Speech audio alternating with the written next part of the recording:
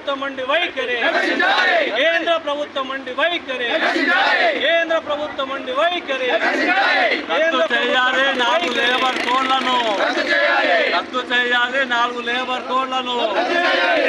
వామపక్ష కార్మిక సంఘాల ఐక్యత, వామపక్ష కార్మిక సంఘాల ఐక్యత.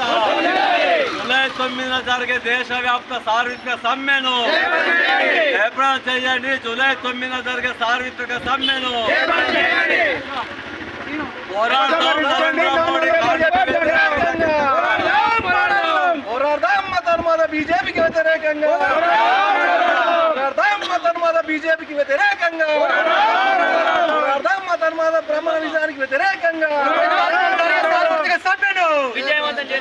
అధికారంలో ఉన్నటువంటి నరేంద్ర మోడీ ప్రభుత్వం ఎన్నికల్లో ఇచ్చినటువంటి వాగ్దానాలకు భిన్నంగా ఇవాళ కార్మిక వ్యతిరేక 4 లేబర్ కోడ్లను తీసుకొచ్చి మొత్తం దేశంలో ఉన్న కార్మికులందరూ కూడా మరణ శాసనం విధించింది.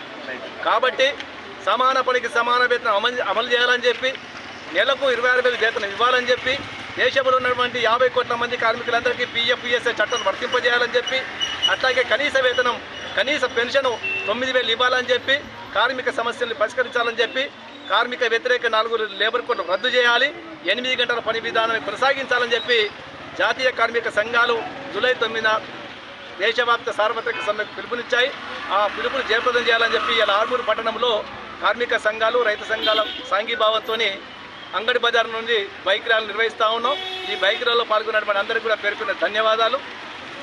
జూలై 9 జరిగేటువంటి సార్వత్రిక సమ్మెలో పెద్ద ఎత్తున కార్మికులు పాల్గొనాలని చెప్పి ఈ సందర్భంగా కోరుతా ఉన్నాం.